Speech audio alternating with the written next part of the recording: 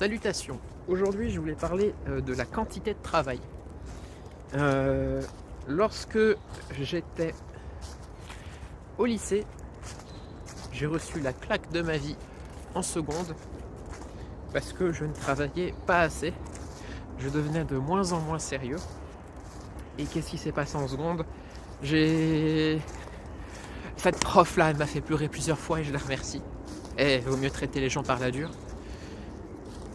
Je me suis mis petit à petit au fil de l'année et de la première et de la terminale à comprendre comment les notes marchent, je veux dire comment faire pour avoir de meilleures notes, mais surtout, parce que c'est un peu trop court-termiste, comment fonctionne l'école.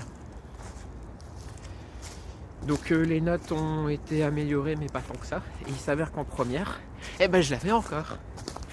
Donc ça s'est mieux passé. Par contre, le problème n'a pas été résolu, puisque certes, au lycée, le rythme de travail est intense. C'est un lycée tout à fait normal, général, en banlieue parisienne. Quand je suis arrivé en BTS, dans le même lycée, je m'attendais à avoir un niveau beaucoup plus intense, parce que quand même, on passe après le bac, quoi. Alors, j'ai totalement tort, puisque finalement, on reprenait les bases. Je me demandais quoi ça servait de faire la seconde, première et terminale, puisqu'on révisait les mêmes choses. Et surtout, le professeur de sciences physiques, alors c'était en informatique, donc il y avait une partie codage. Donc il fallait coder des programmes, des graphiques, des sinusoïdes. Enfin, sinusoïdal, vous voyez le battement cardiaque par exemple. Il fallait représenter des courbes en fonction, genre je sais pas, la hauteur de la courbe, l'amplitude, le volume. Et je pensais, en fait, il nous montrait juste ces codes qu'il appréciait créer. Du genre, regardez, je change la couleur de la courbe. Moi, je pensais qu'il fallait apprendre tout ça.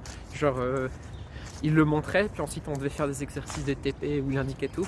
Mais je pensais qu'il fallait apprendre tout, moi. Je suis devenu fou. Ce qui fait que, au bout de la deuxième fois, du deuxième TP, je me suis mis à pleurer. Encore, décidément. Mais c'est pour la bonne cause. Et de fil en aiguille, ça allait un peu mieux, puisque j'ai encore quelques mois plus tard quitté le cours parce que je sentais que j'avais trop travaillé. Ça devait être quelque part en janvier.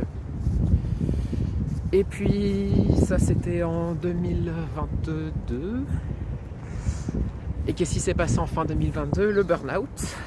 Alors pas le burn-out 5 à 6 mois d'arrêt, ça a plein de noms. Donc moi c'était plutôt 5 à 6 semaines d'arrêt. Burn-out qui s'est déclenché grâce au lycée et à mon projet entrepreneurial, la détermination. Et vu que j'étais en partie responsable, enfin en réalité on l'est 100%, mais vu que j'étais en partie responsable, ça m'a motivé. Vu que je savais, je prouvais que je pouvais être excellent. Et vraiment, je suis la plus scolaire des personnes. Je pourrais faire un exercice de maths de 4 heures, tout ça, aller dans les grandes écoles. Mais je me suis servi de cette détermination-là, tout simplement, pour résoudre toutes les blessures d'enfance, résoudre toutes les mauvaises habitudes que j'avais accumulées. Je les ai accumulées, alors je l'ai eu à 21 ans, à 20 ans, c'était en 2022, donc j'ai 18 ans. Je vous jure, j'avais 18 ans. Et donc ce sont des problèmes que j'ai accumulés au cours de l'enfance. Et c'est vrai qu'on est moins conscient de ce qui se passe quand on est enfant. Donc il fallait résoudre ces habitudes, ces problèmes, faire réveiller ses plaies une par une, avoir une mère qui ne comprend pas, genre c'était juste de la fainéantise et non pas un burn-out. Le pire, c'est que ça s'est déclenché le 15 décembre 2022. Donc c'est bien parce que c'était quelques jours avant les vacances scolaires. Il n'y avait pas d'alternance. Mais du coup c'était Noël, donc les gens se rassemblaient. Donc ils en profitaient aussi. Bon, déjà pour trouver que j'étais une grosse feignasse. Du coup, si je faisais rien, autant que je parte. Et puis aussi, tout simplement, vu que c'était la deuxième année de BTS, je voulais arrêter mes études à la fin du BTS. Elle le voyait pas comme ça, et ça marche toujours comme ça. En réalité, la société pousse à ce qu'on a jusqu'à un bac plus 5, tout ça. Et moi, je voulais pas. Donc, il fallait se confronter au prof. Surtout celui qu'on recroise dans le parc après. Et sa mère. Et sa mère. Et sa mère. C'est pas une expression vulgaire, c'est juste sa mère. Voilà. Donc c'est important, même si on travaille trop, ensuite, c'est pas grave, on pourra recalibrer. Même dans ma façon de fonctionner, je préfère faire de fil en aiguille, tester toutes les situations avant d'arriver et de passer à la suite. Mais bon, voilà, passer à la suite. Donc si on part de rien, il vaut mieux travailler, en fait il vaut mieux reproduire un environnement qu'on connaît déjà.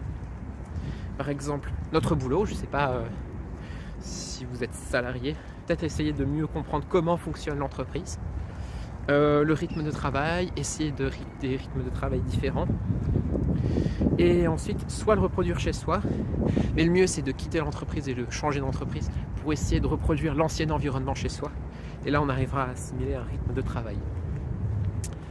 Voilà, le développement personnel c'est une belle aventure et c'est en fait la thématique principale de la chaîne. Merci.